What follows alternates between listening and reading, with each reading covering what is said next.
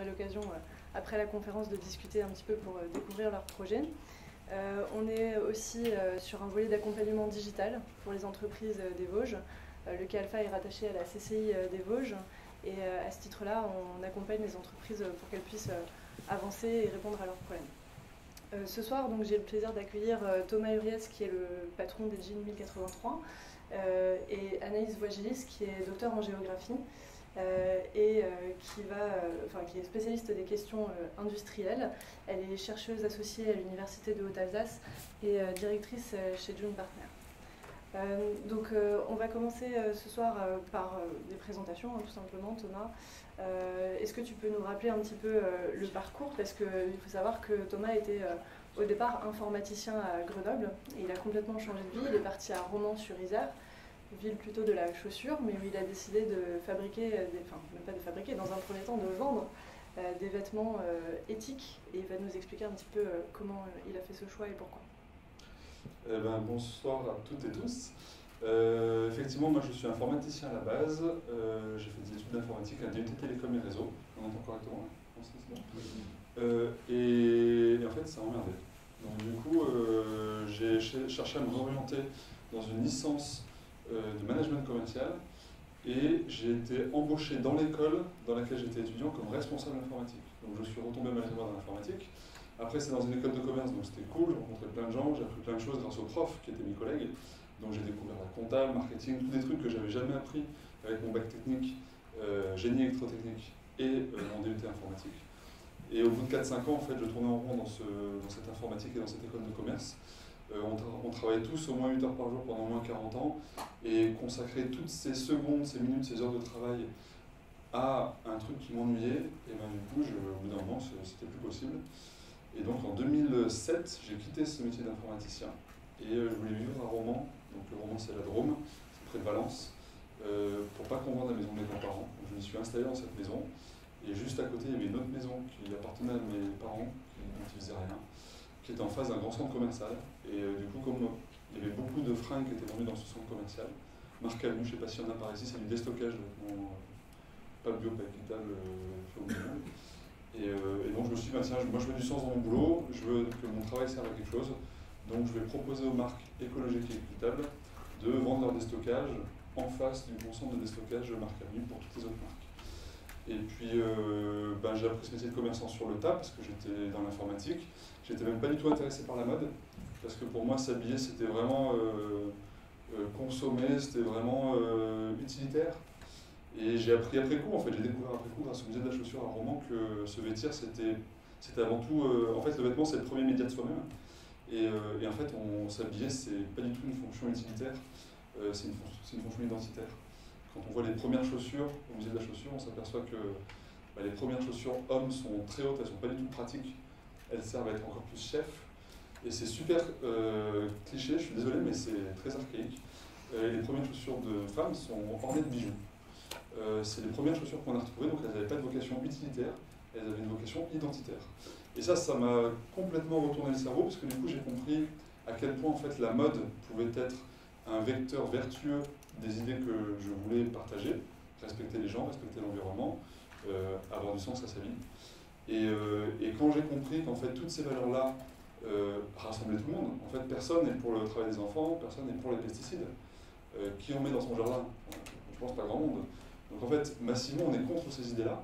Mais sauf que si on rassemble toutes ces idées dans des vêtements moches, dans des bonnets périens, des trucs comme ça, ce que je vendais entre 2007 et 2013, parce qu'à l'époque la mode éthique était très ethnique, et ben en fait on s'aperçoit que ces idées très universelles, en réalité, on les ferme au plus grand nombre pour les réduire à une communauté babacool dont je faisais partie, mais qui n'est pas du tout ouverte sur le monde. Donc en fait, j'en ai déduit à force de partager mes idées que je pense être universelles à des gens qui pensaient que comme moi, qu'en fait, finalement, le bonnet péruvien, c'était pas le médium, le vecteur le plus performant pour partager ces idées de progrès social, de progrès environnemental.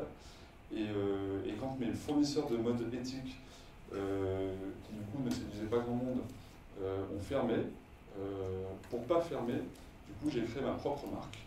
Et du coup j'ai pris le contre-pied du bonnet péruvien. C'est pour ça qu'en 2013 j'ai créé 1083, qui est une marque de jeans made in France, Donc 1083, c'est la distance qui sépare les deux villes, les Pyrénées de l'Hexagone. Ça va de Menton au sud-est jusqu'à Port-Spoder, c'est un petit village au nord de Brest. Et donc notre démarche, c'est de fabriquer des jeans et des baskets à moins de 1083 km de chez vous, où vous habitiez en France. Et donc le projet, c'était de remonter l'industrie du jean en France, avec un produit super concurrentiel, super mondialisé, super polluant, mais aussi super universel. D'une part parce que l'on soit homme, femme, jeune, vieux, catholique, musulman, on porte tous des jeans, et il y en a un paquet. Tous ne sont pas des 1083, mais il y en a quand même un paquet, c'est bien. Merci pour le. Et l'autre intérêt du jean, c'est que pour les Français, c'est français, parce que le denim vient de la ville de Nîmes. Pour les Italiens, c'est italien, avec le mot jean qui vient de la ville de Gênes. Et pour les Américains, c'est américain, évidemment. Donc comme chacun voit midi à sa porte, finalement, ça en fait un médium super universel qui appartient à tout le monde. Et du coup, je me suis dit, ben, ça peut être un super projet que d'essayer de relocaliser cette filière en France. Et donc, on s'est lancé en financement participatif en 2013, on espérait vendre 100 jeans. On en a vendu 1000 sans faire exprès, parce qu'à l'époque, j'étais juste commerçant en Rouen. Je travaillais avec mon petit frère, on était deux. Et aujourd'hui, on est bientôt 80, 100 certainement en 2022, dont sur toutes ces créations d'emplois, il y en a un peu plus de 50 dans les Vosges, là, entre les 35 qu'on a aujourd'hui, plus l'atelier de confection qui arrive. On a une usine qui est basée à Rue-sur-Moselle, au sud de Remiremont. Et voilà, en 2 minutes. Et puisque tu parles de Rue-sur-Moselle, j'en profite pour rebondir là-dessus et te demander justement, alors peut-être que certains ici connaissent cette histoire, mais je vais laisser Thomas la réexpliquer. J'ai rencontré Thomas en 2018 parce qu'en fait, à Rue-sur-Moselle, l'usine devait fermer. Voilà. Et en fait, Thomas n'a pas eu vraiment d'autre choix que de le racheter, pour une raison assez simple qu'il va vous expliquer. Oui, en fait, le problème de 1083, depuis qu'on existe, c'est qu'on a plus de clients que de capacité de production. Et c'est un problème de riche parce que du coup, ça nous engage à développer l'entreprise. Sauf que développer commercialement une entreprise quand il n'y a plus l'industrie qui est associée au produit que l'on vend, et en fait, on bute vite sur une problématique. Donc la problématique, depuis que 1083 existe, c'est de recréer des ateliers, c'est de reformer du personnel, c'est de racheter du matériel, c'est de trouver des réparateurs de machines, c'est de trouver plein de métiers qui étaient hyper disponibles il y a encore 20 ans, 30 ans en France, mais qui sont devenus très rares. Et qui ont perdu en plus une part de culture industrielle, une part de gratification, qui fait que, par exemple, on n'appelle plus des ouvriers, on les appelle des opérateurs. Moi, je trouve ça hallucinant. L'opérateur, c'est l'opération, c'est binaire, c'est 0-1, c'est le robot en fait. Et l'ouvrier, c'est la main-d'œuvre, c'est l'œuvre, c'est l'ouvrage. Mais non, c'est mieux de dire opérateur jusqu'à ouvrier. Donc même dans les mots qu'on utilise, on dégrade nos métiers manuels. Et à la fin, on a du mal à recruter, mais pour cause, on ne les gratifie pas, ces métiers, on ne les respecte pas. Donc du coup, il y a tout un travail de reconstruction de filière que l'on fait pour le compte de nos clients qui achètent toujours plus de jeans made in France. Et donc, on a une filière qui est composée de 8 étapes quand on fait des jeans. La culture du coton, la filature, la teinture, le tissage, l'ennoblissement, c'est le traitement du tissu, la coupe, la confection et le délavage. Et pour ces 8 étapes, quand vous achetez un jean lambda importé, vous payez juste la TVA en France et le commerce en France. Quand vous achetez un jean 1083 ou un jean français, en plus de la TVA en France et du commerce en France, vous donnez du business, vous rémunérez, vous créez des emplois dans des ateliers de confection, dans des ateliers de délavage, dans des ateliers de coupe, dans des tissages, dans des filatures, dans des teintures, etc. Et ça, il faut le reconstruire. Parce qu'il y a 8 ans, Made in France n'était pas à la mode, le financement participatif non plus. Il n'y avait que Marine Le Pen et Arnaud Montebourg qui parlaient de Made in France. Sinon, pour tout le monde, c'était vraiment un sujet soit nostalgique, soit pas d'avenir en tout cas. Et alors que ça n'a pas de sens économique, évidemment, quand on fait travailler des entreprises françaises, ça fait longtemps en France. Mais voilà, il y avait cette posture collective qui disait que le Made in France n'était pas populaire. Et là, avec le Covid, ça a accéléré la prise de conscience des consommateurs. Mais durant toutes ces années, entre 2013 et le Covid, il a fallu recréer des ateliers, soit avec nos propres ateliers, soit avec des partenaires, dans le souci de créer une filière qui n'est pas une chaîne où il y a un seul acteur par métier, où il y a un seul maillon. Parce que si on fait une filière locale avec juste un filateur, juste un tisseur, juste un confectionneur, et qu'un de ces éléments de la chaîne casse, et tout s'effondre. Parce que du coup, si le tisseur tombe, le filateur n'a plus de client, donc en fait, toute la chaîne amont et aval du tisseur vont s'arrêter. Donc nous, notre modèle, c'est pas la chaîne, c'est la cote de maille, c'est-à-dire pour chacune des étapes de la fabrication d'un jean, on cherche plusieurs fabricants, soit des sous-traitants, des partenaires, soit nos propres usines. Et parmi ces sous-traitants, et ben en fait, 2 tisseurs français m'ont fait confiance il y a 8 ans, à l'époque où j'espérais vendre 100 jeans, pour plein de tisseurs qui n'ont pas cru en mon projet. Et l'un d'eux s'appelle Denis Heinrich, c'était le directeur de tissage de Valeroy Industries. Et 5 ans plus tard, à force de travailler avec lui, il m'a appelé pour me dire on est en galère, en fait on va être en redressement judiciaire, donc il faut soit vous trouver d'autres fournisseurs, soit il faut qu'on trouve des solutions pour sauver l'usine. Et donc après moult rebondissements, notre projet a été soutenu par le tribunal de commerce de Paris, on a repris cette entreprise en 2018, et depuis on sort les rames et on avance. Voilà en résumé. Ce que Anaïs va pouvoir vous expliquer aussi, c'est pourquoi en 2007 jusqu'à 2013, Thomas se retrouve dans une situation où ça devient très très compliqué de pouvoir réindustrialiser. Parce qu'en fait, il y a eu un processus bien avancé qui a été de désindustrialiser, de se dire que finalement, la France allait devenir une société tertiaire et que l'industrie, c'était bien pour les pays du tiers-monde, les pays en développement, et que nous, quelque part, on n'en avait pas besoin et qu'on allait construire une société sans ça. Et Anaïs, c'est un sujet que tu analyses dans ton livre qui s'appelle Vers la renaissance industrielle. Et j'aimerais que tu nous en dises un mot justement pourquoi on a fait le choix à un moment de désindustrialiser, de laisser l'industrie de côté. Alors, j'espère qu'on m'entend. Je suis vraiment pas très douée de micro. On n'entend rien, nous. J'ai soulevé le. Ça marche. Ça marche? Faut que je parle plus fort? Oui, Pas si fort. Comme ça. Je sais pas. On a peur de l'approcher le plus possible. Il faut parler vraiment dedans. Vraiment dedans. Bon. Je parle vraiment dedans. Bon, ok. Alors, je vais parler très fort. Voilà. Je pense que vous allez mieux m'entendre. Si je peux préserver ma voix, parce que j'ai des heures de cours à donner encore dans la semaine. Alors, c'est un processus qui est assez complexe. Et nous, il nous semblait très important. Et moi, c'est ce qui a aussi tout guidé ma démarche quand j'ai commencé à travailler sur l'industrie en tant que chercheuse puis en tant que consultante. C'était de comprendre comment on en était arrivé là et avec une conviction profonde que c'était pas juste une histoire de coût du travail et de taxation.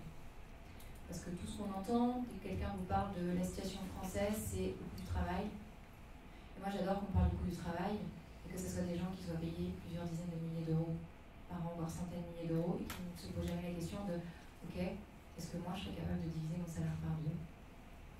Parce que quand on a des boîtes en difficulté, cette question se pose. On parle beaucoup de taxes, on parle beaucoup de fiscalité, et puis on oublie aussi de dire qu'il y a énormément de gens qui ont fait le choix de rester en France dans les années 80, de maintenir leur usine, de sauver et de préserver les emplois, alors que le grand discours, et tout le monde s'est mis dans ce grand discours, cabinet de conseil, les leaders politiques, certains dirigeants d'entreprise. Je me souviens du cas de Serge Chourouk, ancien PDG d'Alcatel, qui disait l'entreprise sans usine. Tout le monde a adhéré à ce discours. Et c'est difficile de le retracer. On pense à partir des années 70, milieu des années 70, il y a tout un discours qui s'est développé sur le fait que dans une économie post-industrielle, on n'avait pas besoin du fait de produire, qu'en fait on pouvait confier à un pays tiers cette activité de production et qu'on resterait toujours les meilleurs dans les étapes amont-aval, à savoir la conception et la distribution de nos produits, leur commercialisation. Et en fait, je sais jamais, je laisse toujours le doute, est-ce qu'on a été naïf ou est-ce qu'on a sous-estimé les autres pays? Parce qu'en fait, on a, à travers ça, il y a un discours qui est extrêmement négatif. C'est un discours de dénigrement de l'activité de produire. C'est-à-dire aujourd'hui, on s'étonne que les gens n'ont pas envie d'aller travailler dans les usines. Mais tout l'imaginaire collectif qu'on a produit autour de ça fait que c'était considéré comme une voie de garage, une voie qui n'était pas intéressante, qui n'était pas une voie possible dans une économie moderne. Et on ne s'est jamais dit à un moment, mais tous les pays à qui on confie nos activités de production, est-ce qu'ils ne vont pas être capables de devenir des leaders technologiques demain? Est-ce qu'on va être capable de rester des leaders, une puissance industrielle, en se détachant du fait de faire, en se détachant du fait de l'activité autour de la main, tout ce qu'il y a derrière, autour de la machine, etc. Et on voit bien qu'aujourd'hui, ça a été une erreur stratégique profonde, puisque non seulement nous sommes le pays le plus désindustrialisé d'Europe, et en plus, nous sommes en retard technologique sur tout ce qui est en train d'émerger, l'hydrogène, le véhicule électrique, etc. Et on avait il y avait des choix différents. L'Allemagne, des années 90, fait très clairement le choix de devenir un pays site de production, Alors il y a toute une stratégie de modération salariale derrière, d'intégration d'Interland avec les pays de l'Est de l'Europe, mais l'Italie fait aussi le choix de rester une puissance industrielle et à une balance commerciale positive et à un poids d'industrie dans le PIB beaucoup plus fort que nous. Et puis on a le Royaume-Uni qui fait un choix différent de la France, un choix un peu différent de la France, qui est de devenir une place boursière, d'être un pays, une économie de services et de maintenir ses grands fleurons industriels grâce à l'attrait de capitaux étrangers. Et nous on choisit un modèle hybride, on ne choisit pas en fait. On laisse fuir, on pousse ce discours vers la désindustrialisation et en même temps on n'a pas un discours très fort sur l'économie de services et ça se poursuit. 2009, 2008, crise mondiale, premier électrochoc, état général d'une industrie, on se dit on s'est désindustrialisé parce qu'on n'avait pas les filières structurées, donc on crée le Conseil national de l'industrie avec les filières, ça se double derrière du rapport Louis Gallois, et en 2020, on a une crise mondiale, et là, tout le monde appelle à réindustrialiser, mais avec une pauvreté, c'est peut-être très prétentieux de dire ça, je suis désolée, mais il y a une pauvreté dans le discours, quand on dit on va relocaliser, on va réindustrialiser, ok les gars, on fait quoi, comment, concrètement, on réindustrialise quoi, comment, pourquoi, au service de quoi, c'est quoi le projet de société qu'on met derrière. On ne va pas mettre des usines pour mettre des usines à coups de milliards. Ça, s'il n'y a pas de demande en France, ça ne marchera pas. Il y a toute une démarche de structuration de la demande qu'on n'a pas aujourd'hui. On reste encore dans nos pieux et on ne corrige pas pourquoi, on n'analyse pas pourquoi ça n'a pas marché et on ne corrige pas nos défauts structurels.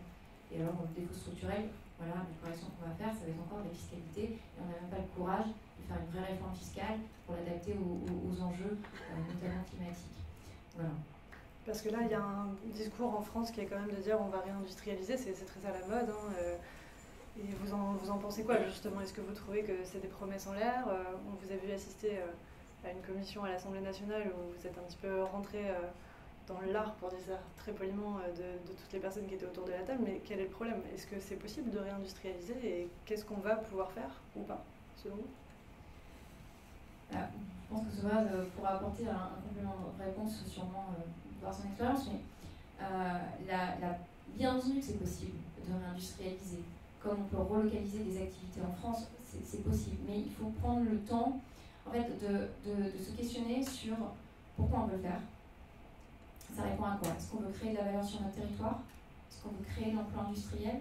Est-ce qu'on veut relocaliser pour des questions de souveraineté? Est-ce qu'on veut le faire pour des questions environnementales? Selon la manière dont vous posez la question, vous n'allez pas répondre de la même manière. Je prends souvent l'exemple des batteries électriques. Les batteries électriques, ça me permet de créer de la valeur sur le territoire et de créer de l'emploi. Par contre, ça ne répond pas du tout, notamment pour le véhicule électrique. Après, il y a des batteries électriques pour beaucoup d'autres sujets et sur lesquels on peut être beaucoup plus en point. Je crée de l'emploi, mais je ne réponds pas à une question de souveraineté parce que je ne maîtrise pas aujourd'hui cette technologie. Donc, j'ai des usines étrangères et donc je suis dans une situation de dépendance par rapport à des grands groupes étrangers qui, dans le cadre d'une crise, vont repenser leur schéma politique à l'échelle mondiale et donc ça peut se faire au détriment du territoire français. Donc c'est la première question, c'est de se dire pourquoi on veut cette industrialisation. La deuxième chose, et au service de quelle ambition. La deuxième chose, c'est d'avoir un raisonnement très fin sur les chaînes de valeur. Quand on dit on cueille de l'hydrogène, mais l'hydrogène, c'est pas une réponse. Qu'est-ce qu'on veut faire dans l'hydrogène? Comment on pense les infrastructures qui vont avec? Comment on favorise la demande? Je reprends une question sur les véhicules électriques, mais maintenant que j'ai pas mal vu ces derniers temps, notamment avec les décisions de la Commission européenne. Nos constructeurs ont raté ce tournant, mais en même temps, c'est pas doter des infrastructures pour faciliter l'adoption du véhicule électrique. Très longtemps, c'était compliqué de trouver une borne de recharge pour le véhicule électrique. Et demain, on passe le parc auto totalement au véhicule électrique, ça va poser d'autres questions. Parce que qui dit véhicule électrique dit aussi production d'électricité. Donc avoir une capacité de production électrique, que ce soit en énergie renouvelable par le nucléaire ou je ne sais comment, mais il faut être capable d'envisager ça pour que le parc soit soutenable, en fait, que la solution soit soutenable. Ensuite, si je prends l'exemple des semi-conducteurs, on se dit, voilà, il faut mettre maintenant, reproduire des semi-conducteurs en Europe parce que ça devient stratégique. Enfin, c'est un sujet stratégique et ça bloque nos chaînes de production. Ok, mais qu'est-ce qu'on veut faire dans le semi-conducteur? Semi-conducteurs, il y a différentes tailles pour différentes applications. On sait qu'on a des producteurs de semi-conducteurs en Europe et notamment en France, on va les connaître, c'est ST Microelectronics qui était à Grenoble, qui ont un retard technologique. Est-ce que l'intérêt ne serait pas de miser, d'investir pour qu'ils rattrapent leur retard technologique et limite qu'ils essayent de prendre une avance en faisant peut-être un bond, etc. Combien ça coûterait? Parce que des usines Intel, si on n'a pas la maîtrise technologique, on sera toujours en retard. Si ce n'est pas nous qui développons la technologie, on aura une usine, mais c'est l'industrie la plus capitalistique du monde. Donc on ne résoudra pas le problème. On va le résoudre temporairement à 1 milliard, parce que ça va être de l'argent public qu'on va mettre sur la table pour que ces gens viennent, mais on sera toujours en retard technologique. Donc à partir de nos points forts et des industries qu'on a en France, comment on remonte sur ces avantages comparatifs en amont et en aval pour prendre des positions de force. Et c'est pour ça que je dis, oui, la réindustrialisation c'est possible, mais ça demande un vrai effort de compréhension de ce qu'on veut, de quels écosystèmes on crée. Il y a un vrai sujet d'écosystème. On avait des écosystèmes industriels assez puissants qui sont complètement déstructurés avec la crise, avec des pertes de compétences, avec des compétences pour ces usines et des compétences sur les sous-traitants de ces usines. Comment est-ce qu'on intègre tout ça? Parce qu'une usine seule, ça n'existe pas. Si on est juste les usines d'assemblage, alors j'ai envie de vous dire, mais ne nous embêtons pas à réindustrialiser, ça sert à rien. Parce qu'on aura toujours des trucs qui vont dans le monde entier. C'est pas juste de l'assemblage qu'on va faire en France, c'est maîtriser les chaînes de valeur. Et pour ça, il faut penser en logique d'écosystème et voir tout ce qu'il faut pour alimenter une usine et pour distribuer ses produits. C'est un sujet que Thomas connaît bien aussi parce qu'il a eu une démarche très différente par rapport à la filière textile. On a une autre tendance en France qui est de tirer les prix vers le bas en permanence. On le fait peut-être tous ici en tant que consommateurs, on essaye de négocier 5% par-ci, 10% par-là. Mais c'est vrai aussi dans les filières. C'est-à-dire qu'à un moment, vous avez intérêt à négocier avec votre fournisseur un délai pour le payer, etc. Et Thomas, tu as une démarche un petit peu différente par rapport à ça. Et je voulais savoir si tu pouvais me dire. Oui, en fait quand on parle de Made in France, on parle souvent du prix, le problème du prix. Et moi ça m'a toujours étonné parce que quand on va dans un supermarché, c'est quand même pas le temple du luxe, le supermarché, il y a énormément de produits Made in France, notamment agroalimentaires. C'est des usines, ils ne fabriquent pas des jeans, ils fabriquent à manger, mais ils sont capables de proposer des prix compétitifs, c'est ce qu'on trouve en grande surface. Pareil pour les voitures, on dit des voitures françaises qu'elles sont chères, mais les voitures allemandes elles sont plus chères. Mais on ne dit pas qu'elles sont chères, on dit qu'elles sont en qualité. Et donc en fait je pense qu'on s'auto-flagelle avec le Made in France en se faisant croire que c'est cher. Et en réalité, ce n'est pas du prix qu'on veut parler, c'est de la qualité, c'est de donner de la valeur en fait, à ce qu'on produit. Tant qu'on parlera pas du prix, on ne parlera pas du produit. Et du coup, on dégradera finalement tout ce que l'on est capable de faire. Et dans la mode, c'est très frappant, cette logique de prix, parce qu'en fait, comme c'est un enjeu identitaire de se vêtir, ce n'est pas un enjeu rationnel, on consacre un budget à ces vêtements qui n'est pas lié à son pouvoir d'achat. Il y a des gens très riches qui s'habillent chez H&M, et il y a des gens très pauvres qui ont besoin, pour leur identité, pour se sentir fort, pour exister tout simplement, de porter telle marque de vêtements, ou alors d'avoir tel téléphone, bref, de dépenser un budget déraisonnable dans ces vêtements, mais en fait c'est pas déraisonnable, c'est pas un achat raisonnable le vêtement. Est-ce que tu peux nous expliquer comment le prix est construit voilà. Justement sur tes jeans Et donc tout ça, ça nous amène à quoi? Ça nous amène à la logique de prix des marques. Et donc quand j'ai découvert ce métier de commerçant, j'ai compris finalement quel était mon rôle d'intermédiaire entre les marques et les consommateurs. Et j'ai regardé avec un œil nouveau, presque intérieur finalement, l'offre de tous les magasins de mode que l'on voit. Et donc quand on regarde un jean H&M, il est à peu près à 30 balles, et vous regardez un jean Levi's, il est à peu près à 100 balles. Et donc vous dites, il y en a un qui est 3 fois mieux que l'autre, quand même, il y en a un à 30 € et l'autre est à 100 €. Donc vous regardez l'étiquette de composition. Et vous vous apercevez que ces deux jeans si différents, il y en a quand même un qui est 3 fois plus cher que l'autre, ils sont fabriqués avec les mêmes matières premières dans le même pays. Et donc, à coût du travail égal, la matière première égale, il y en a un qui est à 30 € et l'autre qui est à 100 €. Comment ils font? Qu'est-ce qui s'est passé pour qu'en fait les mêmes jeans se retrouvent si différemment? Et qu'est-ce qu'on m'a raconté à l'école ou dans les plateaux de télé sur le coût du travail? Deux coûts de travail identiques et on arrive à deux prix de vente complètement différents. Et donc, en m'intéressant ensuite à la filière, j'ai compris qu'en réalité, l'enjeu, c'était pas de produire pas cher, l'enjeu, c'était de distribuer pas cher. Et ça va rebondir sur ce que tu disais sur les années 70, là, où tu sens qu'il y a une bascule. Je ne sais pas si ça a un rapport, mais peut-être tu me diras. Dans le textile et dans l'industrie en France, il y a beaucoup d'initiatives qui se sont développées après-guerre. Des types qui ont créé leur entreprise, leur marque. Alors nous, à Romans, dans la Drôme, c'est Jourdan pour les chaussures, c'est Kélian, c'est Clergerie. Je ne sais pas si ces marques vous parlent, mais c'est des grandes marques de chaussures à l'époque où elles étaient connues et développées. Et donc ces marques ont été fondées soit juste avant-guerre, soit juste après-guerre, par des gens qui ont mis, c'était des francs, des anciens francs, donc quelques milliers de ces francs pour démarrer, et qui ont construit la valeur de leur entreprise à la force de leur travail. Ces gens-là, 30 ans après-guerre, donc on arrive grosso modo aux années 70, ben, ont transmis leur société. Parfois coup de bol à leurs enfants, parfois pas à leurs enfants. Et donc les acheteurs de ces sociétés-là, ils ont fait un gros chèque. Ils n'ont pas mis 1000 francs comme les fondateurs, ils ont mis des millions de francs pour racheter l'usine. Et donc ils sont passés d'une logique de gestionnaire paternaliste à une logique de gestionnaire un peu plus financier, parce qu'il y en a un qui a pris le risque de perdre son temps, le fondateur, mais l'autre, le repreneur, il a pris le risque de perdre de l'argent. Donc, forcément, il ne pense pas de la même manière. Et donc, quand il reprend ces usines qui sont intégrées, puisque ces entreprises, Charles Jourdan, elles fabriquaient des chaussures Charles Jourdan de la marque Charles Jourdan. Cette entreprise unique vendait ses chaussures à un intermédiaire, le commerçant, qui vendait ses chaussures lui-même aux consommateurs. Et donc, pour cette chaîne de valeur fonctionne, il y avait 3 acteurs, le fabricant qui est aussi la marque, le distributeur, le commerçant et le consommateur. À partir du moment où dans les années 70-80, ces sociétés ont été rachetées, les gestionnaires qui ont repris ces boîtes-là se sont dit, bon, bah là maintenant on a mis un paquet d'argent, il faut qu'on fasse gaffe quand même, étudions les comptes d'exploitation de la société et voyons ce qui est plus rentable, moins rentable, pour avoir un retour sur investissement sur ces millions de francs qu'on a investis dans cette usine. Donc étonnamment, quand on fait le compte d'exploitation à court terme d'une boîte, bah, on s'aperçoit que ce qui gagne le plus d'argent c'est le commerce, et que tous les cycles longs de l'industrie, ils ne sont pas simples à gérer. Donc du coup, ben, c'est comme ça que ces repreneurs finalement se sont dit, bon ben, si on veut gagner plus d'argent, bon, ben, on va privilégier le commerce, donc on va développer la marque, et puis la production, si on ne peut pas tout faire chez nous, c'est pas grave. Donc on a commencé à délocaliser à côté, puis après on s'est aperçu qu'à côté de à côté, c'était moins cher. Et puis à côté de à côté de à côté, donc toujours plus loin, c'était encore moins cher. Et donc de pays en pays, au fur et à mesure que finalement la mondialisation grossissait, se développait, et ben on a cherché à produire toujours moins cher. Et pendant ce temps, les prix de vente n'ont pas baissé, puisque les marques en bon intermédiaire glouton, nouvel intermédiaire entre le fabricant et le commerçant, ont besoin d'exister. Donc elles ont fait de la publicité, elles ont investi, elles ont pris des dividendes. Et donc on est passé d'un système de circuit court, avec juste 3 acteurs, le fabricant marque, plus le commerçant, plus le consommateur, à une forme de circuit lourd, avec le fabricant ou les fabricants et leurs agents, leurs intermédiaires, etc.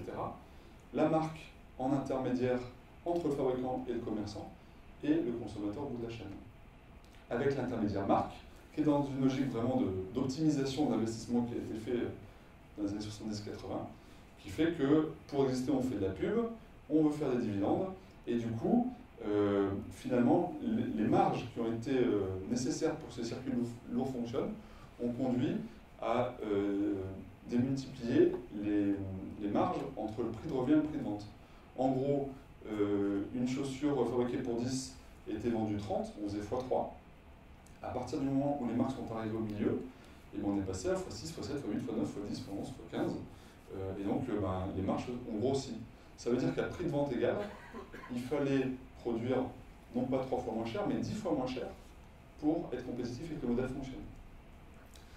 Ce qui s'est passé, c'est que, donc ça c'est le temple des marques, et c'était les années 70, 80, 90, 2000. À partir des années 2000, il y a des commerçants clients de ces marques. Je prends un exemple, par exemple Decathlon. Chez Decathlon, il y a, dans les années 90, il y avait beaucoup moins de produits Decathlon. En fait, c'était un distributeur comme un autre, c'est comme Intersport, comme GoSport, il y avait des produits Nike, Adidas, de manière pléthorique.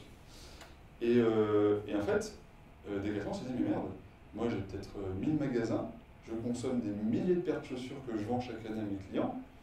Je vois en regardant les étiquettes d'Adidas et de Nike, qu'elles sont toutes fabriquées en Asie. Ben, vu le nombre de magasins que j'ai, je vais moi-même créer mes propres marques pour aller fabriquer les chaussures en Asie et les vendre moins cher que Nike et Adidas, puisque du coup je vais intégrer à ma fonction de commerçant la fonction de marque. Et donc toutes les marques de distributeurs, Carrefour, Leclerc, tous les Decathlon, tous les HL, toutes les Zara, toute la fast fashion, c'est quoi? C'est une forme de circuit court, comme la map du coin, comme les marques internet comme 1083, le Style Français, etc. Où en fait la marque est aussi le commerçant et l'unique intermédiaire entre le fabricant et le consommateur. Et donc ces modèles économiques, en circuit court finalement, retrouvent une forme de simplicité, puisque du coup, au lieu de faire x10 comme Levi's, on n'a plus qu'à faire x3, en gros, comme nos aînés de Jourdan, Kélian, etc. Et donc ça, c'est hyper intéressant, parce que ça veut dire quoi en tant qu'entrepreneur, quand j'ai compris ça en 2013? Ça veut dire que mon but, c'est pas d'acheter pas cher, surtout pas. Mon but, c'est d'être l'intermédiaire de distribution le plus léger possible, le moins cher possible, pour que, à prix égal de mes concurrents, je sois capable de mettre plus de valeur ajoutée dans mon produit. Il faut créer une histoire d'amour entre la marque que l'on crée, les usines, et le consommateur. Et donc notre enjeu, c'est vraiment de créer du lien et d'enrichir finalement le plaisir du consommateur avant l'achat, pendant l'achat, après l'achat, tout au long de la vie du produit. Il y a un sujet quand même derrière tout ça qui est aussi, on l'a dit tout à l'heure, la fuite des savoirs. Donc derrière cette belle histoire, il faut savoir que Thomas a mis quand même 13 ans à en arriver là. Aujourd'hui, ça représente donc la moitié des jeans made in France sont des jeans 1083. Ça représente 50 000 jeans par an qui sont vendus par 1083. C'est ridicule. Hein.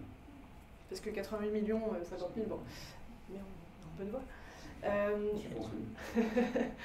L'idée, c'est de se dire aussi, derrière tout ça, comment tu as fait. On a plusieurs startups qui sont ici, je l'ai dit tout à l'heure. Est-ce qu'on réussit comme ça du jour au lendemain? Parce qu'il y a beaucoup de... le thème de la soirée, c'est entre mythe et réalité. Ça, c'est aussi un mythe. De se dire qu'en 1 an, 2 ans, 3 ans, on va faire de l'innovation, on va être rentable, ça va fonctionner fort. C'est pas forcément le cas, et j'ai même envie de dire c'est plutôt rare. Donc, derrière cette belle histoire, qu'est-ce qu'il y a comme réalité au bout de 13 ans, quoi? Bah déjà, c'est assez rigolo parce que moi j'ai créé la boîte en 2007, mais 1083 je l'ai créé en 2013. Et il y a plein de gens qui idéalisent 1083 en pensant que l'entreprise a démarré en 2013 et qui gomment finalement tout l'apprentissage des 6 premières années. Du coup, quand on regarde 1083, on peut croire que ça part bien, machin, etc. Mais ça part bien juste parce qu'il y a eu 15 000 erreurs, il y en a toujours d'ailleurs, entre 2007 et 2013. Et parmi tous mes confrères entrepreneurs, je ne connais aucun génie. Dans la mode, il y a Guillaume du Style Français, qui est connu aussi. Il y a Asphalt, qui est connu. Il y a Opal. Toutes ces marques-là, ce ne sont pas des premières marques. Opal, ils ont commencé avec une gamme qui s'appelait Opal, qui était des vêtements fabriqués en Inde. Le Style Français, Guillaume, il a commencé avec Léon Flamme. Asphalt, c'est une V2 aussi. Donc en fait, le point commun entre les uns et les autres, c'est d'accepter l'échec et d'en faire une force. C'est-à-dire, bon, bah ok, là, j'ai pas fait le bon choix, mais du coup, comment je fais la prochaine fois pour faire le meilleur choix? Et le seul point commun, je trouve, entre tous, c'est la capacité à s'acharner. C'est-à-dire à ne pas se décourager et à continuer de lancer le dé en quelque sorte. On lance le dé, ça tombe du mauvais côté, c'est pas grave, on recommence. Et c'est le seul point commun que je trouve entre tous, parce que je ne connais pas un seul génie, et je connais que des gens qui ont galéré comme moi, et qui à un moment donné, à force de prendre des portes ou d'ouvrir des portes où il n'y a rien, sont tombés sur une porte où il y a quelque chose d'intéressant et qui ont continué à s'acharner. Après, des fois, il y a la vie qui fait qu'on a pu s'acharner, ça ne marche pas. Bon, ben, après, c'est à chacun de rebondir. Anaïs, on parle aussi beaucoup de l'outil productif. Moi, je voulais voir avec toi, on parle souvent des entreprises qui ont été rachetées, parfois par des compagnies allemandes, italiennes, asiatiques, etc. Et on parle des machines qui sont volées, entre guillemets, aux industries. Les personnes qui ont racheté, en fait, s'en vont avec l'outil de production, parfois. Et c'est un sujet qui est récurrent. Et c'est un problème. Mais c'est pas le seul problème et ça dissimule autre chose, en fait, aussi. Oui, en fait, il y a le problème des compétences qui disparaissent, dont on a parlé, mais surtout, ce qui est clé, c'est vraiment cette restructuration de l'écosystème. C'est-à-dire qu'une usine, elle vit dans un écosystème. Et donc, quand on perd le savoir-faire de l'usine, une machine de l'usine, ça a souvent un impact aussi sur ses sous-traitants. Donc ça peut induire la perte de savoir-faire chez certains sous-traitants, la disparition de certaines machines. Ça a aussi le sujet de la culture industrielle qui peut se perdre dans le territoire. Et c'est toutes ces choses-là qui se déconstruisent petit à petit. Il y a aussi le fait que, après, il y a tout l'aspect logistique, infrastructure qui se pense autour de l'usine. Et en fait, quand on perd quelque chose, on perd une usine, sauf si on est dans une zone très dense. Si je m'exprimais en Auvergne-Rhône-Alpes, dans la région de Lyon notamment, le traitement quand une usine va mal et la réaction des pouvoirs publics n'est pas du tout la même que quand vous êtes en Picardie, dans l'Oise ou ailleurs en France, parce que la densité industrielle n'est pas la même et donc la perception de la destruction d'un emploi industriel n'est pas la même, n'aura pas le même impact. Et quand vous êtes dans des écosystèmes plus petits où c'est le donneur d'ordre, on va dire, qui disparaît, alors c'est toute la chaîne qui se trouve déstructurée et qui peut parfois disparaître. Il y a une autre chose qui est, ce que tu as dit sur ce qui se passe dans les années 80 qui est très importante, c'est que souvent c'est des autres donneurs d'ordre qui sont partis en premier. Et ils ne sont pas partis que pour des mauvaises raisons. C'est-à-dire qu'il y a eu aussi l'ouverture de nouveaux marchés et l'intérêt de produire à proximité de ces marchés, parce qu'il y avait du volume là-bas, etc. Et souvent, ils ont entraîné aussi avec eux leurs sous-traitants. Notamment, tous ces écosystèmes sont structurés dans l'aéronautique et l'automobile. Et donc, quand le donneur d'ordre partait, eh bien, il y avait ces sous-traitants de rang 1, puis de rang 2 qui partaient, parce que les exigences de l'automobile, notamment tous les principes du lean management, obligent à cette proximité, à cette réactivité des sous-traitants. Donc, on a tendance à un peu oublier. La réindustrialisation, ça va être de recréer tout ça. Penser aussi les infrastructures qui vont avec, les infrastructures logistiques, les flux. Une usine, ça crée des flux d'entrée de matière première, mais aussi de produits semi-finis, mais aussi les flux en sortie de produits finis qu'il faut acheminer, qu'il faut stocker. Souvent chez un intermédiaire, peut être un logisticien parce qu'il a une capacité à traiter du volume et à distribuer dans la France entière, voire dans le monde entier, que n'a pas forcément un industriel, notamment les petits industriels. Et tout ça, il faut l'intégrer dans notre schéma d'industrialisation.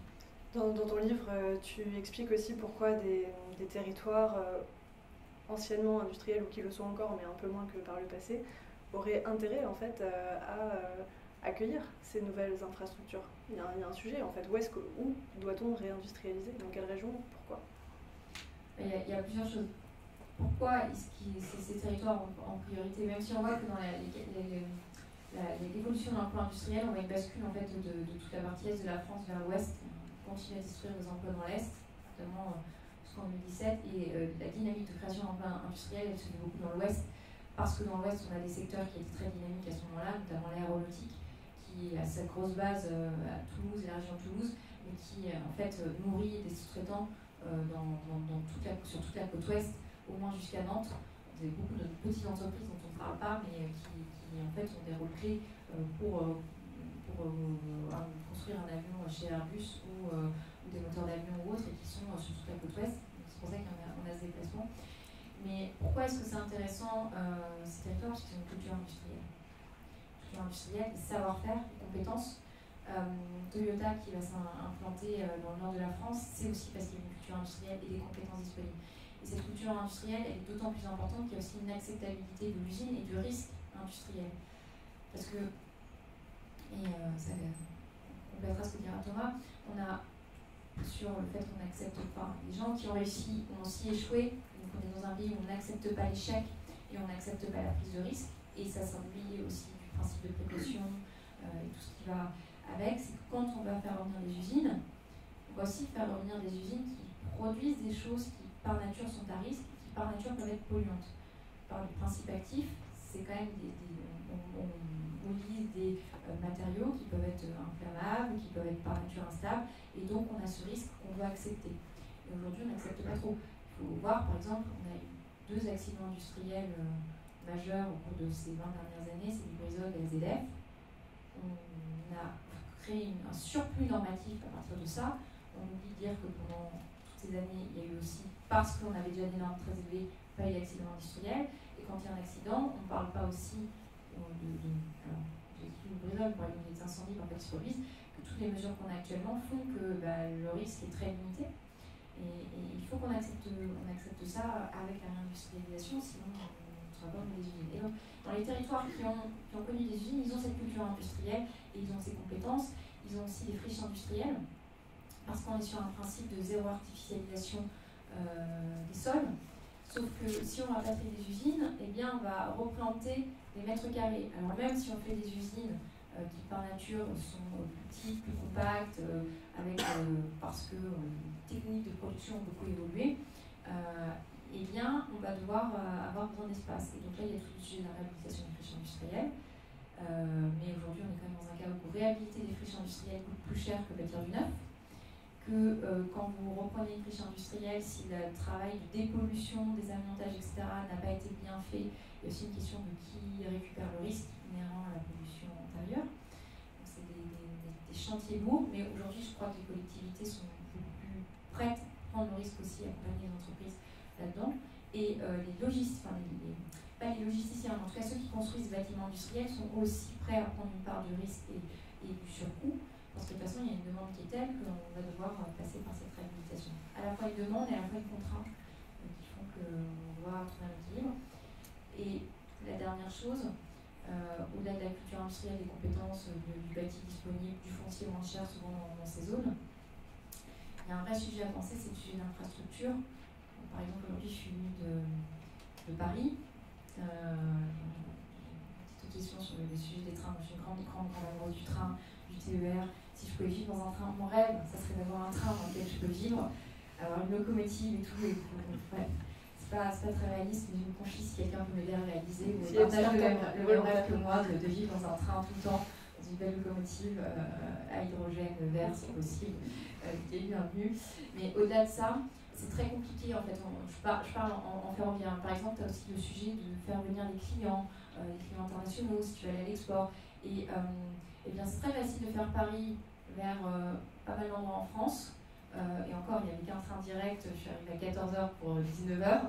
Sinon, il fallait que je passe 4 heures de train. Je n'avais pas vraiment envie. Donc, il y a ça qui est complexe. Il y a le fait que les déplacements entre les villes sont compliqués en ferroviaire, mais le sont aussi en voiture. C'est super facile d'aller en nord-sud, mais en est-ouest, c'est compliqué. Et donc, si tu augmentes tes volumes de production, il faut aussi penser au fret ferroviaire, parce qu'on ne va pas mettre plus de 35 tonnes sur nos routes. Le fret ferroviaire qui est très peu développé en France, de la même manière que le transport sur barge est aussi assez peu développé. Et tout ça, il faut penser dans notre stratégie d'industrialisation. Voilà. Mais ça s'éloigne un peu pourquoi les territoires industriels doivent faire ça. Oui, je pense que Thomas peut confirmer sur les deux sujets, si tu veux nous en dire un mot. Un sur la réhabilitation de Valru, parce que je pense que tu es encore en plein dedans. Et sur le train, parce que toi tu viens du sud, donc quand tu viens ici, c'est compliqué en fait. Alors quand je viens de... Alors moi c'est facile, ma vie est très simple. Les semaines paires, je suis père, donc en fait je suis à Romans dans la Drôme. Et les semaines impaires, je ne suis pas père, donc je suis soit à Paris, soit dans les Vosges. Donc quand je viens dans les Vosges, si je viens de Paris, c'est super, parce qu'en fait je fais Valence-Paris en 2 heures, et ensuite Paris-Remiremont. Il est direct, on arrive avec son beau TGV dans cette belle gare de campagne et j'adore ce moment. Et c'est pratique. Par contre, quand je viens de Valence directement, là c'est la galère parce qu'il faut s'arrêter à Belfort, une belle TGV, et après louer une voiture. Alors c'est super beau, mais du coup c'est des heures de conduite où on ne peut pas travailler, quoi. Et on ne peut pas trop téléphoner aussi sur la route, parce qu'on n'est pas à gâteau. Donc effectivement, il y a un sujet de connexion. C'est pas que c'est dangereux, c'est juste qu'on capte. Non mais il y a magnifique dans les voitures, non mais à part ça, je rejoins tout ce que tu dis. Ta question déjà c'était au niveau du matériel. Est-ce que c'est le problème? En fait, pour moi, c'est le dernier des problèmes. Au milieu, il y a tout ce que tu as dit. Et l'enjeu majeur, pour moi, c'est la culture industrielle d'un bassin de vie. Par exemple, donc je vous l'ai dit, on est 70-80 aujourd'hui. C'est-à-dire 30 au siège à Romans, on est 10 dans nos différents magasins, à Lyon, à Nantes, à Grenoble, à Paris, à Romans, et on est 35 à l'usine aujourd'hui, plus 20 personnes qui vont arriver pour la confection. Cette confection qui arrive dans les Vosges ces prochaines semaines, à Rue-sur-Modèle, elle était destinée à Romans au début, parce qu'on devait avoir des gros locaux à Romans qui auraient dû accueillir cette production supplémentaire. Et en fait, ça ne s'est pas fait pour différentes raisons. Et en fait, à Romans, notre atelier qu'on a créé il y a 5 ans aujourd'hui, de confection de jeans, on a 2 couturières seulement, parce qu'on n'arrive pas à recruter. Parce qu'à Romans, les métiers manuels vont vers la maroquinerie, plus vers la chaussure, parce qu'il y a presque plus d'emplois, enfin il y a beaucoup moins d'emplois dans la chaussure, il en reste un peu, mais beaucoup moins qu'avant. Et c'est la maroquinerie luxe, donc les Vuitton, Hermès et compagnie, qui ont utilisé ce savoir-faire du cuir pour fabriquer des milliers de sacs haut de gamme dans la Drôme. Et donc, ce sont des entreprises très structurées qui payent bien et c'est très bien leurs collaborateurs. Ce sont des marques très gratifiantes. Donc en fait, nous, avec nos petites jeans made in France et la mode, on n'arrive pas à faire envie aux gens de travailler dans le textile parce que c'est pas la culture du pays en fait. Ici, c'est différent. Ici, on a créé notre atelier de confection et pareil, on s'est dit, bah mince, on va pas réussir à recruter, parce que ce qu'on vit à Romans, c'est que c'est dur de trouver des couturières.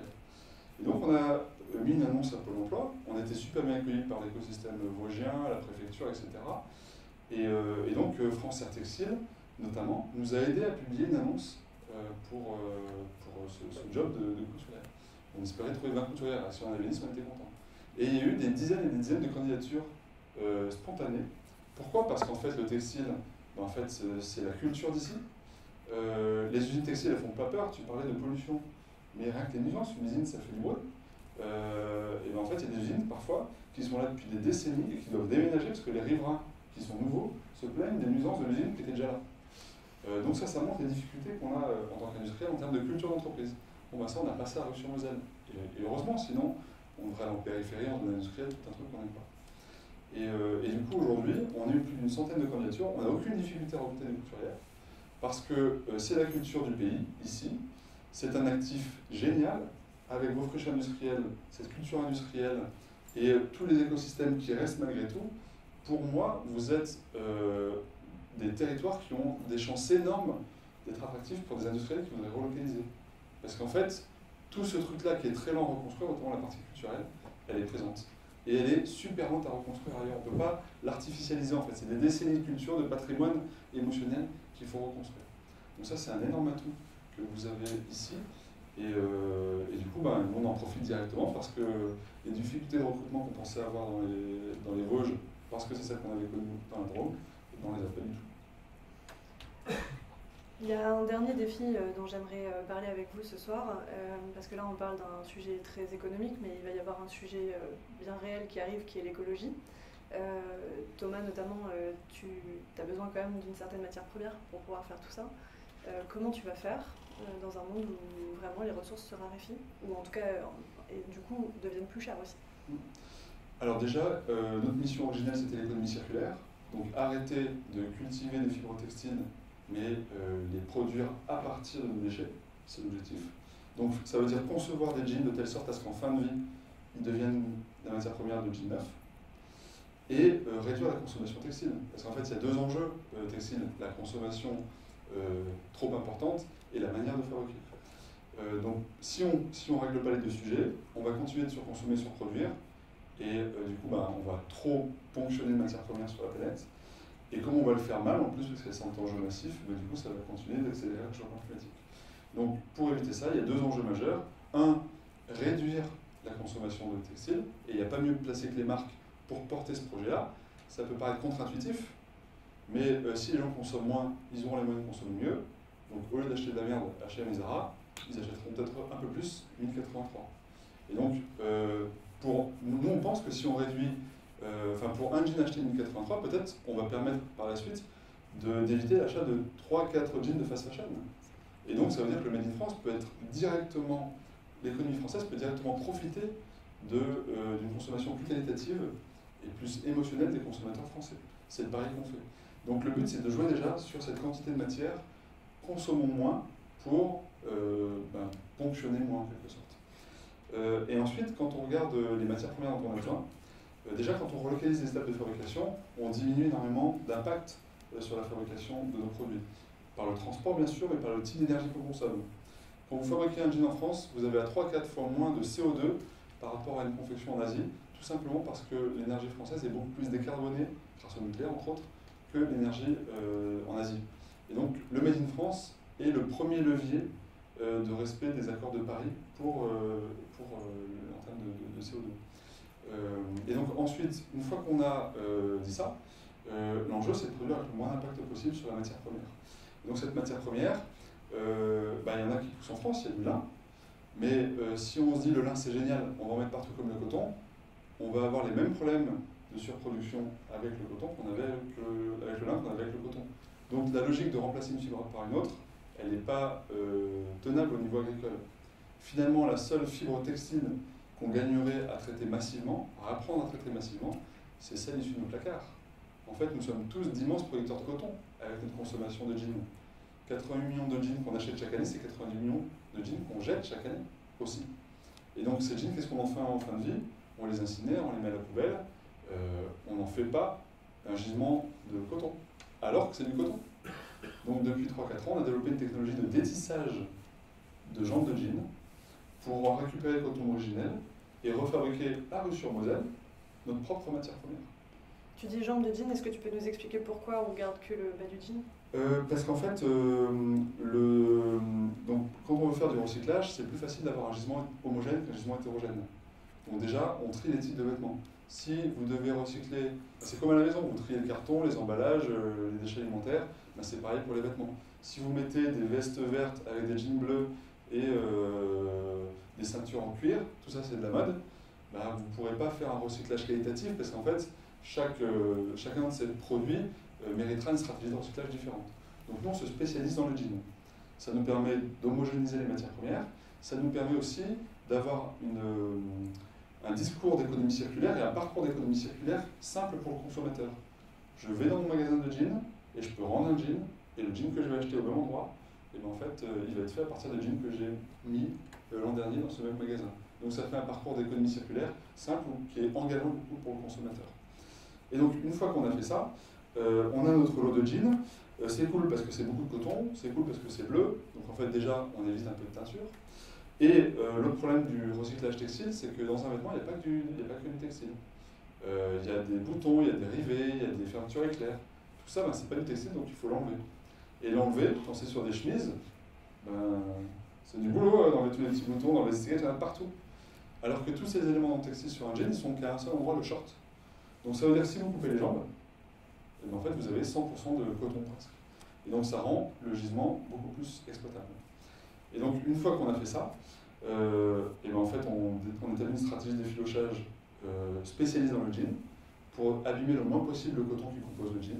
Et après on essaie de le refiler et de le reteindre si besoin, mais vu qu'il est déjà un peu bleu, ben, il y a moins besoin, donc on fait des économies de teinture. Et ensuite on reconfectionne un jean. Là par exemple cette semaine, on est en train de tisser à l'usine le premier jean recyclé, issu du recyclage que l'on propose en magasin. Et on va présenter ce modèle au Salon des France à Paris en novembre. Et c'est une innovation au moins mondiale, au même titre que le jean infini. Je ne sais pas si c'est intéressant d'en parler. Mais c'est un jean Ah, ça c'est peut-être intéressant sur la partie innovation. Le jean infini, c'est un jean monomatière qu'on a développé qui est 100% recyclé, 100% recyclable et consigné. Ça veut dire qu'en fin de vie, vous nous rendez votre jean 1083 et on vous rend les 20 € de consigne que vous avez laissé quand vous avez acheté votre jean. Et donc c'est un truc super innovant parce que personne ne fait des jeans recyclés, recyclables et consignés. Mais en fait, c'est 3 non-innovations. Déjà, les vêtements recyclés, en polyester recyclé, quand j'étais petit, les vestes polaires que m'achetaient mes parents, c'est des vestes polaires en bouteille plastique. Ça fait au moins 30 ans que ça existe. Donc faire des vêtements recyclés, ça n'a rien d'innovant. Faire des produits recyclables, c'est-à-dire conçus pour être recyclés, pareil, c'est pas innovant. Dans n'importe quelle grande surface, vous voyez plein de produits recyclables. Et la consigne, c'est pas du tout innovant non plus, parce que dans les cafés, jadis, tous les canettes, toutes les bouteilles étaient consignées. Nous, on a juste rassemblé ces 3 enjeux-là pour montrer qu'en fait, l'économie circulaire, c'est pas envoyer des hommes sur la Lune, c'est beaucoup plus simple que ça. Il suffit de s'y atteler pour trouver des solutions. Et pourquoi c'est important? Parce qu'il y a un enjeu environnemental, effectivement, d'éviter de ponctionner des matières premières, et notamment des matières premières à base de pétrole, pour lesquelles on n'a pas du tout de souveraineté, pour lesquelles on n'a pas du tout d'autonomie. Donc si demain il y a un nouveau virus et qu'on est en guerre avec tout le monde et que du coup on doit faire des masques, et ben on n'aura pas les moyens de produire nos propres fils textiles pour faire des masques, donc c'est quand même embêtant. Et le deuxième enjeu, il est économique. C'est-à-dire que comme le sens de l'histoire, comme c'est incontournable qu'on aille vers l'économie circulaire, parce qu'on en a besoin, sinon c'est pas tenable en fait, ça veut dire que les déchets d'aujourd'hui sont les matières premières de demain. Ça veut dire que ce qui n'a pas de valeur aujourd'hui, les déchets qui ne sont pas chers, demain ça va valoir de plus en plus cher au fur et à mesure qu'on saura recycler ces produits-là et faire de ces déchets une matière première qualitative. Ça veut dire que les prix vont augmenter, ça veut dire que les marques de mode qui ne se soucient pas de l'augmentation probable des prix de la matière première, ben, elles vont être coincées entre leur prix de vente et l'augmentation du prix de revient de leurs produits. Comment faire pour éviter ça? Rester propriétaire de sa matière première, en le consignant. C'est-à-dire que le jean que 1083 vous vend, non seulement ben, ça inscrit le process dans l'économie circulaire, mais en plus, comme vous avez intérêt à nous le rendre pour du coup récupérer votre consigne de 20 €, nous on va vous rendre votre argent, et du coup on va récupérer la matière première gratuitement, qui ne subira pas la hausse des prix automatiques qu'il y aura demain sur les déchets, lorsque enfin on sera dans le système d'économie circulaire. Merci à tous les deux du coup pour, pardon.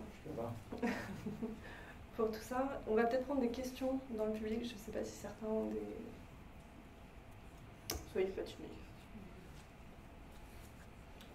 Vous parliez de couper les jambes du short. Vous en faites quoi des shorts? Vous les stockez pour en avoir pour le futur? Vous les jetez? Alors c'est vrai qu'avec le réchauffement climatique, peut-être qu'il y a un marché plus important du short demain qu'aujourd'hui. Je n'avais pas pensé à celle-là. Mais non, en vrai, il y a des filières d'effilochage aussi de ces produits-là. Notamment, le Relais propose un isolant qui s'appelle le Métis, qui est à base de jeans recyclés qu'on trouve dans plein de grandes surfaces de bricolage et qui est fait à partir de jeans recyclés.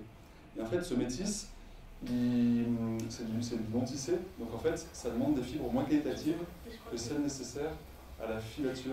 Ah, il y a Julia qui est en train de boire, on va dire. Donc du coup, ouais, on a mis occupation de micro. Je vais essayer de lever pour l'instant, blablabla. Merci. Qu'est-ce que je raconte? Le métis, pardon. Et donc en fait, le métis, nous ont besoin d'une stratégie d'effilochage moins fine. Et surtout, ils vont du coup découper le short en petits carrés. Ces petits carrés vont permettre de découper en morceaux les pièces métalliques qui vont être aimantées par la chaîne de fabrication. Et du coup, ces petits copeaux de jeans qui seraient malvenus de faire pour nous, parce que du coup ça fait des petites fibres qui ne vont pas être qualitatives pour refaire un fil, bah pour eux ils s'en foutent. Donc du coup ça leur permet d'éliminer de manière industrielle les éléments durs, et donc ça leur fait une matière première qui est exploitable. Et donc grâce à ça, bah, 100% du jean est recyclé. Voilà. Avec des matières premières locales, donc le jean.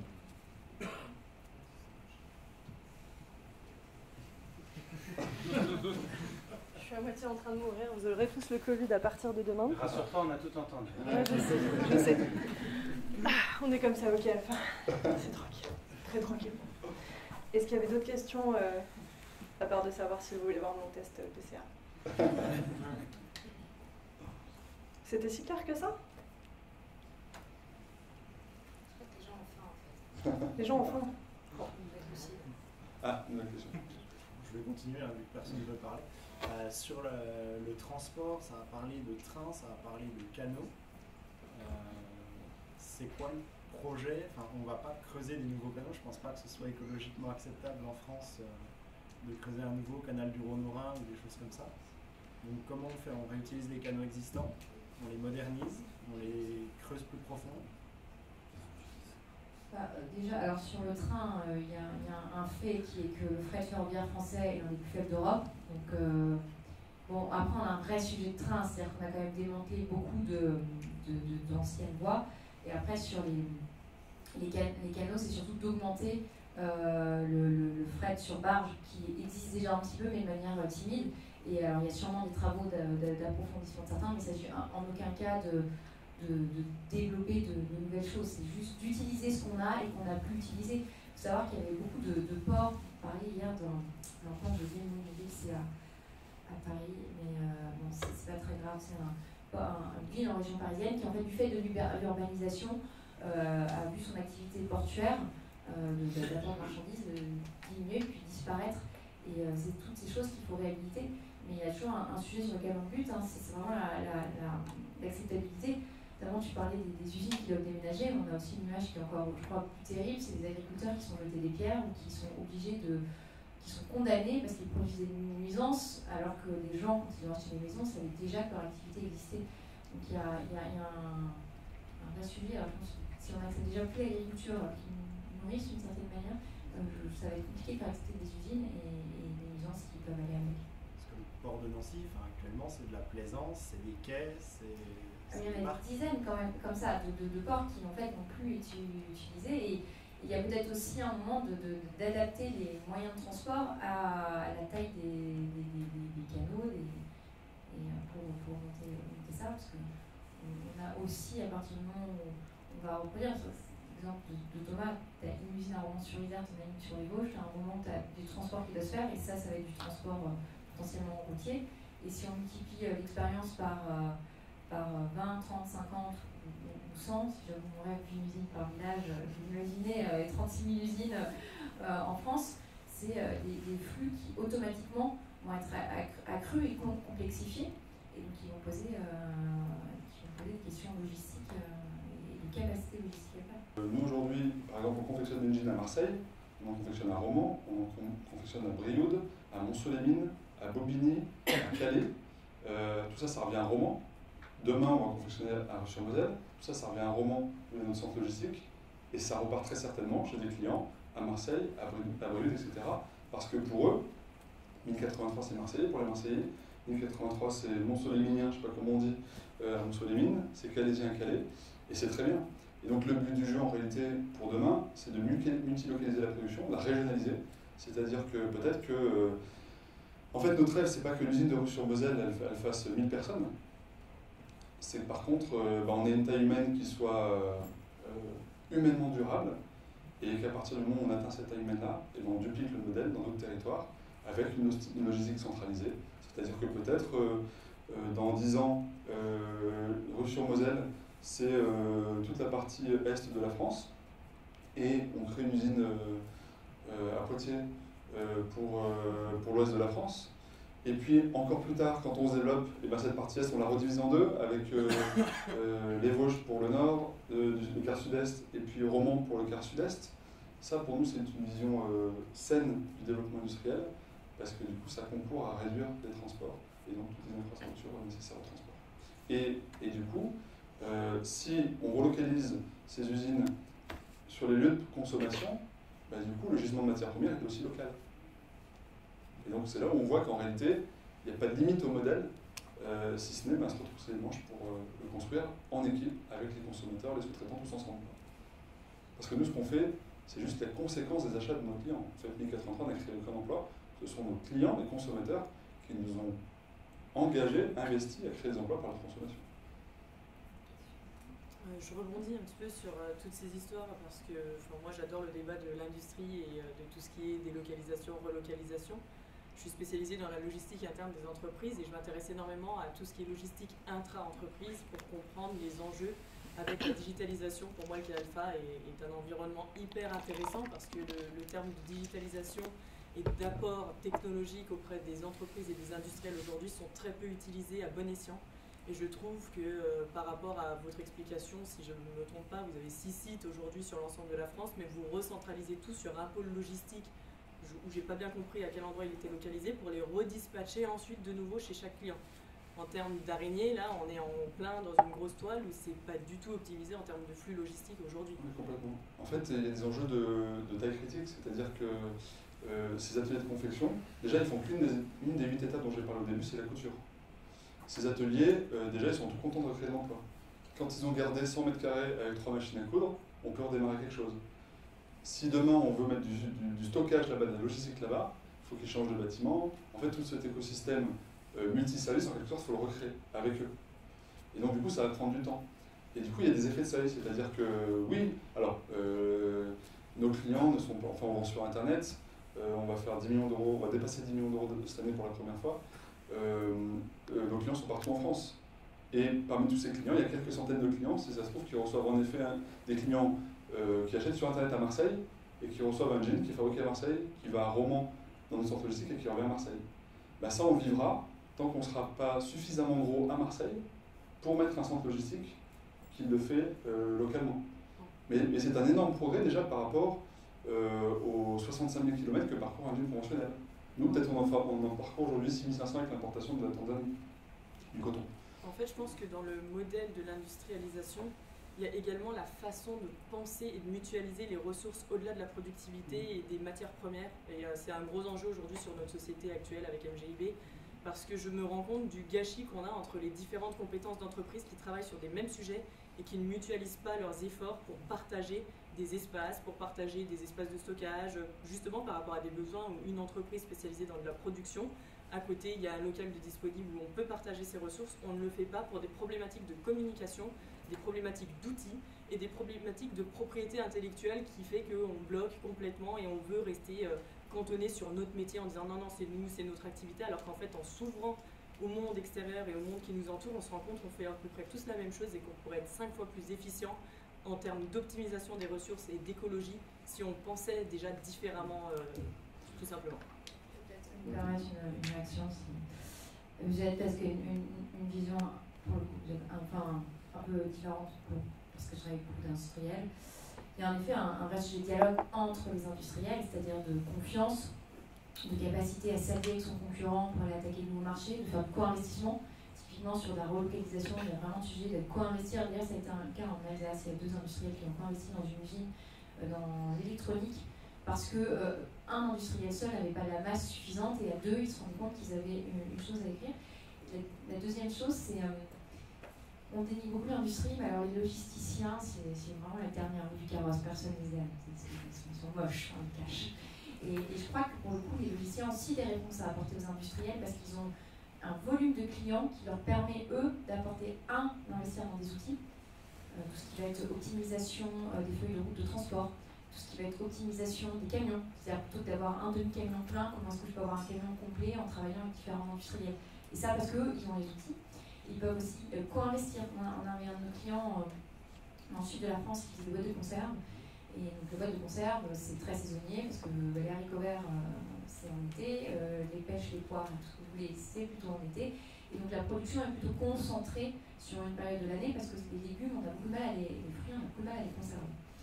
Sauf qu'ils ne faisaient pas que de la marque propre, mais aussi de la marque distributeur. Donc il y avait tout un sujet d'étiqueter les produits en fonction de la demande. Et on avait trouvé un acteur de la logistique qui était prêt à investir dans la ligne d'étiquetage parce que notre client, lui, n'avait pas le volume pour acheter, pour que l'investissement soit rentable. En plus, son actionnaire ne voulait pas prendre de risque. Par contre, le logisticien, on avait réussi à positionner, on avait trouvé une solution en fonction du barycentre des ventes de notre client, donc plutôt dans le centre de la France. Et lui pouvait supporter cet investissement parce qu'il avait d'autres clients qui pouvaient être intéressés par cette solution. Et donc, ça a apporté une solution à une PME, à la fois en la dérisquant au regard de sa situation financière, à la fois en apportant une solution à d'autres industriels dans la même situation, et puis en ayant une réponse environnementale parce que, eh bien, même si on ne veut pas massifier et produire en masse, on a toujours intérêt à grouper et essayer de faire un camion plutôt que 10. Voilà. Non, mais c'est très intéressant comme façon de penser et d'analyser. Et aujourd'hui, nous, on rencontre ce problème en tant que start-up incubée au K-Alpha. On est vraiment concentré sur l'optimisation logistique de manière générale aux entreprises, mais on se sent seul en fait parce que finalement, on se rend compte des enjeux, on se rend compte de tout ce qu'on pourrait faire. Mais vu qu'on est tous chacun de notre côté, qu'on ne crée pas un écosystème global qui puisse penser à tout ça, et parce qu'on est tous dans notre métier au final, moi aussi j'ai une entreprise, je dois penser à la faire vivre, etc. On est tous dans cette façon de penser, alors que finalement, peut-être que prendre un peu de temps et de recul nécessaire pour construire le monde de demain différemment et de ne pas réfléchir à reproduire l'industrialisation de l'époque, parce qu'aujourd'hui on est à l'ère de l'information, on n'est plus du tout dans le même système, notre mode de pensée, notre mode de consommation, on se rend compte qu'il est fait complètement différemment, mais on ne met pas en place des outils qui nous permettent de les utiliser à bon escient. En tout cas, dans le B2C, on le fait très bien, et dans le B2B, on n'y pense pas. Le partage collaboratif, Airbnb, ça explose, Booking, ça explose, toutes ces plateformes-là, ça marche du feu de Dieu, et nous, de notre côté, on est les parents pauvres qui n'ont pas cette capacité de se remettre en question, en fait, et de revoir les enjeux économiques pour chacun. Moi, si je peux rebondir, je ne pense pas que ce soit un enjeu de remise en question, etc. Je pense que c'est pas la culture. Je pense que l'énorme enjeu, il est un enjeu de data. C'est-à-dire, moi, ma priorité, c'est de faire des pneus, ma priorité, c'est de vendre des disques, je ne sais pas. Et donc, on ne peut pas leur en vouloir d'être focus là-dessus. Le reste, c'est secondaire, en quelque sorte. C'est un des 10 métiers qu'ils doivent faire. La logistique, c'est un des 10 métiers, à part des logisticiens. Tous les autres, c'est qu'une partie de leur business. Voire c'est sous-traité à des logisticiens. Donc à mon avis, ça ne sera jamais leur priorité. Et donc idéaliser, rêver de leur prise de conscience, pour moi c'est vain en quelque sorte. Parce qu'en fait, structurellement, ça ne peut pas être au cœur de leur réflexion tous les jours. Par contre, je crois qu'il y a une opportunité qui est majeure sur cet enjeu-là, la data, la connexion entre les entreprises, c'est l'économie circulaire justement. Parce qu'en fait, là, tous les écosystèmes, textiles, 3E qui sont réunis par les éco-organismes. L'éco-taxe qu'on paye quand on achète de 10 centimes quand on achète un frigo, c'est régi par des éco-organismes. Tous ces éco-organismes, par secteur de métier, sont en train de mapper les entreprises des territoires pour savoir quelles sont les matières premières des uns, quels sont les déchets des autres, pour essayer de faire du lien entre les uns et les autres. Et ça devient une priorité, contrairement à la logistique, qui est juste un outil en quelque sorte. Parce qu'il y a des enjeux d'image, des enjeux réglementaires qui vont s'accélérer, il y a des enjeux que ça devient intolérable de tout jeter comme ça sans réfléchir. Donc à mon sens, l'économie circulaire, mapper les déchets et les matières premières des entreprises, ça va les amener à penser data, malgré elles, par besoin, en quelque sorte, par intérêt. Et du coup, évidemment qu'ensuite, une fois que cette cartographie existera, évidemment qu'ils feront preuve de bon sens pour tous les autres échanges de données dont ils ont besoin, par exemple les mètres carrés disponibles chez le voisin, par exemple d'autres choses. Mais en fait, De la manière, tu parlais des consommateurs, où il y a tout un tas d'offres. Uber qui te met en contact avec le taxi qui est le plus près. Vinted pour les vêtements. Mais en fait, tout ça, ça arrive en masse petit à petit. Et en fait, pour moi, ça va faire pareil pour ton secteur d'activité. Mais je ne suis pas sûr que ça commence par la logistique. Je pense que ça commencera par la gestion des déchets. C'est les enjeux en fait de la matière première. C'est les ressources en fait en termes de on veut construire des nouveaux bâtiments en masse, on ne veut pas revoir ce qu'on a en termes de surface existante. Toute cette optimisation là, on le voit avec Airbnb aujourd'hui. Par exemple un appartement aujourd'hui qui n'est pas loué. Au bout d'1 an, il y a une taxe qui vous tombe dessus. Ah bah attendez, nous on a besoin de surface, les gars, vous ne pouvez pas vous permettre d'avoir un appartement pas loué. C'est une taxe qui a été régie par le gouvernement à un moment donné. Et ben ça doit être le cas également par rapport aux espaces disponibles, aux espaces fonciers qui sont de plus en plus restreints. On a de moins en moins de place, on est de plus en plus nombreux sur la Terre. Donc à un moment donné, ça devient aussi une priorité, même si on pense que c'est la dernière des priorités. En fait, ça devient très rapidement un axe prioritaire, enfin en tout cas à mon sens. Anaïs, on te laisse répondre et ce sera le mot de la fin. Ouais, parce qu'il me faut vraiment un pot de miel en fait là. Donc il y a plusieurs choses. Sur l'espace du foncier, je suis pas convaincue qu'il y ait tant d'industriels parce que le foncier a quand même un coût. Je suis pas convaincue que tant d'industriels aient autant de place que ça. La deuxième chose, c'est qu'on met des contraintes réglementaires qui obligent. J'ai plein de clients, et notamment dans le domaine de la pharma, qui sont en train de revoir l'organisation de toute leur ligne de production pour se mettre en conformité réglementaire. On leur demande en fait d'avoir de plus en plus d'espace entre les lignes, etc. Par ailleurs, les réglementations, l'éloignement des habitations et tout font qu'on préempte beaucoup d'espace, parfois trop en fait, pour ces questions de principe de précaution. La deuxième chose, c'est qu'il y a des choses qui se développent. Il y a notamment une entreprise qui proposait de mettre en relation des industriels sur du prêt de machine et du temps homme. J'ai plus le nom, mais je peux le retrouver. C'est-à-dire que l'idée, j'ai une presse par exemple de 12 tonnes qui est occupée qu'à 50% du temps, je peux la louer à un autre industriel pour prendre de la capacité, ce qui est un sujet. Mais il y a aussi une méconnaissance, et c'est un des enjeux. C'est-à-dire que pour moi, la réindustrialisation, c'est avant tout un sujet de demande. Et donc, c'est-à-dire que des industriels, par exemple, comme chaque consommateur, au lieu de, par exemple, il est à 10% d'achat à Made in France, et il essaie de passer à 20%, chaque industriel qui essaye d'augmenter un peu sa part d'approvisionnement en France. Et pour ça, il faut la connaissance des outils et des entreprises. Alors, on a beaucoup de TPE, PME en France qui n'ont même pas de site industriel, donc c'est difficile qu'elles soient connues, autrement par le bouche à oreille. Il y a sûrement des plateformes collaboratives à mettre en place. Et j'ai 2 dernières choses, et après on va au miel, promis. Vous partagerez ma cuillère. Avec plaisir.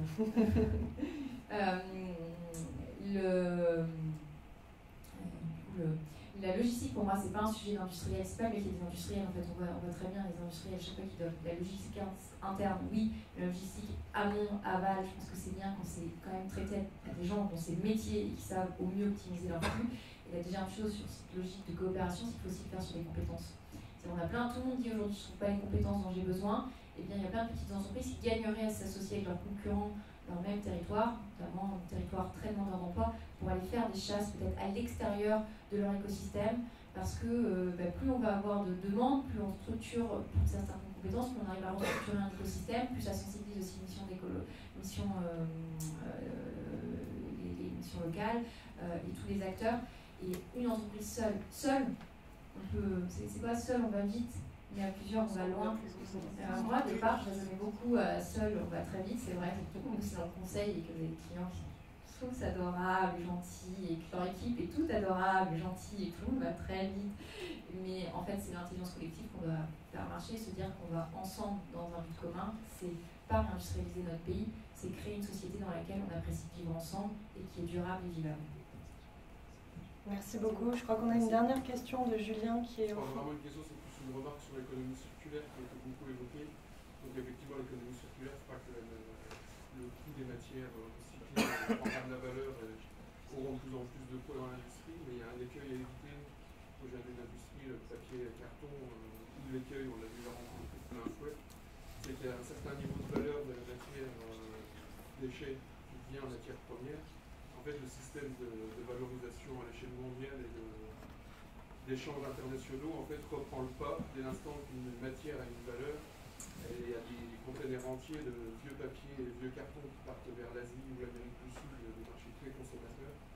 Et donc, une fois une certaine valeur associée à la matière, il faudra réussir à intégrer une notion de localisme. Donc effectivement, ce qui arrive sur la matière première brute comme le bois actuellement ne se passe pas sur la fibre coton recyclé ou la fibre bois recyclé. Parce que si on ôte le localisme de l'équation, en fait le délire mondialiste du marché mondial globalisé continuera éternellement. On transférera juste de matières fossiles ou de matières originelles sur les matières recyclées, le même mécanisme, le même mode de pensée. Alors, deux réponses à ça. Déjà, je pense qu'au niveau politique, la traduction, le copier-coller avec les matières premières, le pétrole et le recyclé, avec la même vision de la mondialisation, pour moi, après le Covid, elle est plus tenable politiquement. Il suffit de les écouter tous, ils parlent tous d'économie circulaire, quel que soit leur bord. Ils parlent tous de relocalisation, de réindustrialisation. Donc je pense que le copier-coller du modèle d'avant avec des matières premières différentes, pour moi, il est très peu probable. Et après, je vous rejoins complètement sur le propos de la proximité entre l'émission du déchet et son utilisation comme matière première. C'est pour ça que nous, on fait la consigne. En fait, cette proximité, elle est en kilomètres et elle est en tant que client-fournisseur, en quelque sorte. On inverse les rôles, mais on reste proche. À l'échelle d'une entreprise ou d'un petit groupe d'entreprises éventuellement, et au bout d'un certain volume de déchets, comme ça représente des milliards de tonnes à l'échelle mondiale, c'est peut-être moins évident de mettre des notions de localisme, parce qu'après, il y a aussi des phénomènes économiques naturels. Peut-être, mais par exemple la consigne. Demain, le jean devient une matière première qui s'achète, comme en fin de vie. Jamais le jean en fin de vie n'a coûté 20 €. Donc en fait, par intérêt, le consommateur qui aura payé une consigne de 20 €, même de 5 €, il va préférer le rendre à 1083 plutôt que le donner 1 € à Tartampion, voire le donner à Tartampion qui va le faire vivre autour du monde. Donc en fait, on s'exonère, on sort du marché en créant un lien direct avec le consommateur, en faisant en sorte que son produit en fin de vie nous revienne automatiquement, je dirais. Et donc c'est tout l'enjeu. C'est pas du tout un reproche. Ah non, mais le modèle, sûr. parce qu'il est super idée en plus. Mais il y a des paramètres. La notion de localisme et de proximité qui est dans le concept même. Donc c'est plus à l'échelle de la filière globale. En tout cas, ce qui est certain, c'est que créer ce genre de structure, ça va prendre du temps. Et se positionner comme Thomas en premier, en disant moi je vais avoir une filière, en fait je vais récupérer les jeans. Le premier qui fait ça, qui arrive à s'installer et à créer son réseau, par définition il a une longueur d'avance quand le problème se présente de façon absolument incontournable. Et de ce point de vue-là, je pense qu'effectivement c'est important d'être précurseur là-dessus, pas trop en avance bien sûr, mais de s'installer. Ça c'est, pardon, je te coupe, juste ça c'est un point très important. S'il y a des choses inéluctables, autant en être les leaders et pas attendre d'en être les ringards en fait. S'il y a un truc qui est inéluctable, il faut s'y atteler. Parce que sinon, si on subit, vu que c'est inéluctable, c'est couillon d'avance. On est déjà ringard. Et on est tous derrière quelque chose. Voilà. On a plus que d'autres quand même. Ce sera le mot de la fin. Merci à tous les deux pour votre intervention, merci pour vos questions. Vous avez l'apéro un peu tardif du coup qui est servi derrière vous, donc je vous invite à vous lever, à échanger, à discuter et à boire un coup. Voilà. Merci à tous. Beaucoup.